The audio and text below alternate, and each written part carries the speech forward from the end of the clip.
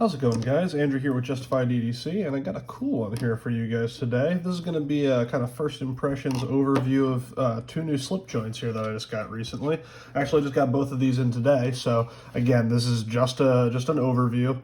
I will probably do full reviews on at least this one here, possibly both of them. But I just wanted to get these out here for you guys to see and let me know if you're interested. So we're just going to go one at a time here.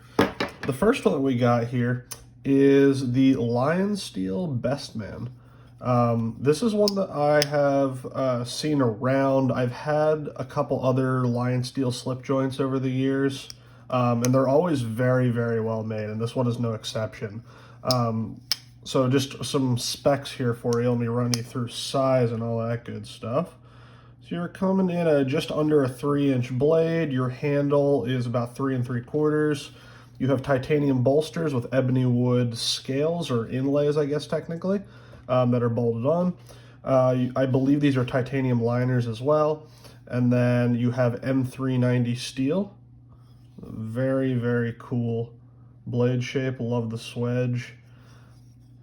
And then another cool detail here is the spine is crowned. The back spring is crowned. And not only that, but if you can get in here and see this, the liners are actually crowned as well.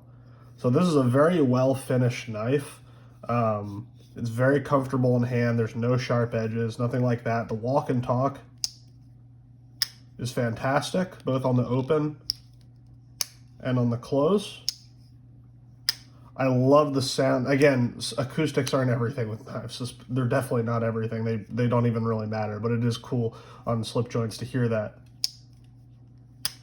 You know, you have that nice strong back spring. So this does have a half stop with a very positive stop. Now, I'll warn you, I earlier today sliced my finger real good across here. I have it all super glued up now, but it was my fault, not the knife's. I had my fingers too far up here when I pushed the spine here to close to the half stop, and I sliced into my finger real bad. So this is very sharp. Now again, I got this in a sale. I bought this for myself, and this does have a very nice mirror polished edge on it, but this is not the factory edge.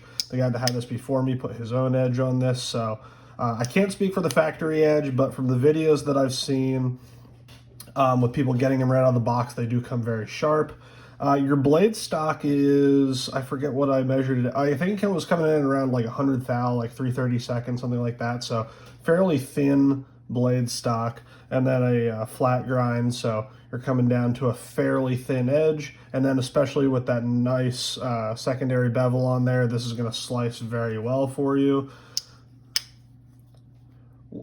Just on the aesthetics here, there's a couple of things that are kind of odd to me. Not that they're deal breakers at all. I think this is a pretty, like in general, a pretty attractive knife. But there's a couple aesthetic choices on here that are kind of strange to me. So, and again, I'm just kind of getting into slip joints. I've had many over the years, but I'm trying to get more into like nicer ones. So I'm not familiar with all the pattern names. So you guys, if you're more familiar, can correct me down in the comments.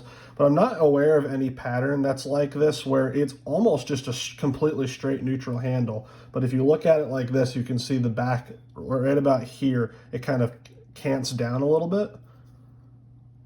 See that just like that? So I honestly, when I bought this, I didn't even notice that. I thought it was just a completely straight handle. Again, in hand, it feels fine. It's just a kind of a weird aesthetic choice for me now that I'm looking at it more closely. A couple other strange things, and again, it's probably just of how they engineered this knife, but the pivot is off-centered, which my minor OCD bothers me a little bit, not having that centered in the bolster. Not a big deal, obviously, just kind of strange. And then with all these other edges being nicely chamfered and smooth, and the crown spine, there's just a lot of smooth edges. They kind of did this weird thing up here on the bolsters, both on the front and the back, where it's kind of like 3 different sections that were milled. But then it almost looks like they just never went back and fully chamfered that again. So I don't know if that was just something in the machining process that they didn't want to take out. It would have added additional cost. I can't imagine it really would have, or if that, I believe that's probably a design element, but it's just kind of strange. And again, nothing wrong with it. It's just kind of strange to me. But again, the construction on this is very nice. I should also mention this came dead centered, which is awesome. And then one final note on this is Italian knives, not just Lionsteel. Lionsteel's definitely had the problem, but Italian-made knives in general have a tendency to run their super steels soft. Giant Mouse, Lionsteel, Fox, those people, especially the M390, has been really hit or miss. I've heard some of the old, like, older integral Lionsteel folders with the M390, they ran them super soft.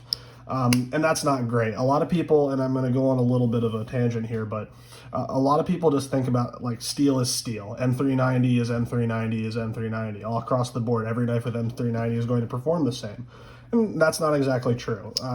The metallurgy, the chemical composition of the steel is important, obviously, but geometry and heat treat are almost more important. Again, those are kind of your trifecta. With your knife performance trifecta, you have your hardness, or not your hardness, your toughness, your edge retention, and your corrosion resistance. The way you get those is from your metallurgy, your geometry, and your heat treat. So it's always something to be wary of with Italian knives, especially Lionsteel, Giant Mouse, those kinds of brands. And again, I haven't done a lot of testing on this yet. I've just cut a few things with it.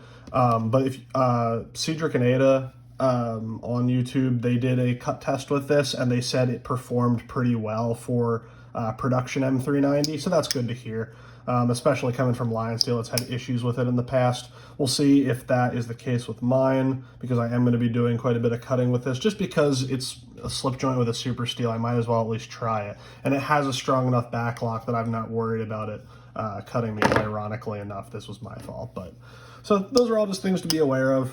But really, really like the look of this guy. It's really, really neat. And I think these come in, there's a couple different inlays, a couple different blade shapes. And they seem to come in anywhere from like 130 to 150. So definitely check them out if that is something that you are interested in. Oh, and the last thing I should mention is there is no lanyard hole. Not necessary. I definitely think patterns look cleaner without lanyard holes, but I also do like throwing lanyards on knives without pocket clips. So if you have them in a slip or just down in your pocket, it's easier to fish them out. So just things to be aware of.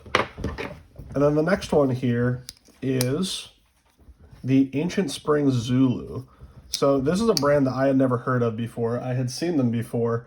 And after talking to the guy I got this from, which shout out to Stafford's EDC, he is local to me, and I picked this up from him. He told me, I thought that these were being made by JE Knives, which they are. JE made, I should say. JE made knives out of China. I thought JE Made was just kind of like one of those companies that gets their stuff OEM'd. I thought they were made by We, but that is actually not the case. JE Made Knives is a one-man operation out of China. He has his own shop, and he has the JE Made line, which is a little more premium, so you have like titanium and more super steels for the blades and that kind of thing. But then they have the Ancient Spring line, which is a budget brand. So I think these come in at like right around 55. And you get these really nicely contoured and micro milled G10 scales, and you get 12C27, which is a Sandvik steel. It's similar, it's like a step down from 14C28N, which I really love. That's probably my favorite budget steel. And 12C27 has performed pretty well for me. I've had this, what is the CGRB, I think? Yeah, CGRB Artisan. Actually, I think this is Artisan branded, but this is a slip joint from them that is also using 12C27, and I've been pretty impressed by not only the stainlessness, but the edge retention for a budget steel. So just a comparison there for you, but this one's really nice. This one has a super strong back spring. I really like them. See, I'm going to shut up here so you can hear the walk and talk on this. Really strong back spring. It's almost difficult for me to close this with one hand like this with my thumb. You would really have to be trying to close this one on yourself, but it's not so difficult that you can't like traditionally close it and open it. One thing I forgot to mention on this is it would be nice if there was a little more blade sticking up so you didn't have to use the nail nick. You can kind of get in there and pull this out, but it is easier to do it with your nail. On this one, not only is there enough blade sticking out to pinch, but they have this fully cut out instead of just a just like a milled channel. So it's very easy to grab this in here and pull it open without having to use your nails. So that's pretty cool. Like to see that. Those are common mods that people do on their knives. So it's nice to, right out of the box, not have to do that, especially on a more budget knife. But really cool milling pattern on the G10. You have this milled section here to give you kind of a faux bolster. Centering is spot on. And again, no blade play at all. Obviously up and down because it's a slip joint, but no side-to-side blade play at all. Really, really nicely done. And this also has the same stock thickness as the Lionsteel, about 100 thou, 3/32, somewhere around there. And also has a full flat grind on it. This one comes down to even a thinner edge, and this one slices very well. Not a mirror edge on this, but this is the factory edge as far as I'm aware, and it did come very, very sharp, so that's very cool. Your sharpening choil here, I'm not a big fan of sharpening choils, but if you're going to do one, this one is done well. It clears the plunge grind, so you're going to have a lot of sharpening life on this, especially on a budget steel like 12C27 that you're probably going to have to sharpen a little bit more. This is also going to be very easy to just strop and keep very sharp, so that's really cool. Real quick, I'm going to bring these two out here to give you some size comparisons. Oh, I'm sorry, I never give you the full length specs here. So you're coming in at, again, right about a 3-inch blade. You have about a little over 2.5 inches of cutting edge after your ricasso and your sharpening choil. And then your handle here, so I line this up. Your handle here is about 1, 2, 3, 4 inches on the dot. Your grip area is going to be more like 3.5 probably, but you get a very hand-filling grip on this. I have the lanyard on here just, again, because I have this in a slip right now, so it's easier to pull out. But this one does have a lanyard hole, which is very cool. But all around, for 55 bucks, this is a really, really nicely made slip joint, and especially to have this coming out of, I guess is technically still a production, but small batch production. And for this price, which is pretty cool. So let me pull these out here. I'll give you some other size comparisons just so you can get an idea. So there's the Lionsteel. Here is my GEC Farm and Field calf pen. Very similar in overall size to the Lionsteel. You can see that the Acient spring is quite a bit bigger. This is it feels like a smaller knife just because it's so lightweight, but you actually do get a full-size grip, so you get full-size performance out of that. And then we have, again, I showed you already, the Artisan. I don't remember the name of this one, but very similar in terms of specs to the Acient spring, both G10 handles and 12C27. About the same in the handle, maybe a little bit shorter. Obviously a shorter blade down here with the Lionsteel. Overall, about the exact same. Here is your Spyderco Rhodey that the Acient spring absolutely dwarfs, and the Lionsteel dwarfs as well. This is a very small knife. Really like this slip joint though. And here is a Swiss Army knife. This is the Victorinox Super Tinker. I'm not familiar with the Victorinox line at all. I've had so many of them and I never remember the names. This is either the Tinker or the Super Tinker, but that should give you a pretty good size comparison there. So there you go, guys. These are, just wanted to give you an overview of these, especially this one. This one's really cool, and I hadn't really seen these out there. They really only, from what I've seen, have the two variants. They have the Zulu, and then they have like a clip point. I don't remember what the pattern is right off the top of my head. Again, I'm still learning, but I think they only have the two, the clip point and the Zulu, and they have them in a couple different colors of G10. I'd really love to see them expand this line because the value you're getting and the build quality is off the charts for the price. So if you guys enjoyed this, let me know down in the comment section. If you want to see full reviews on either of these, let me know. And as always, I will see you guys in the next video.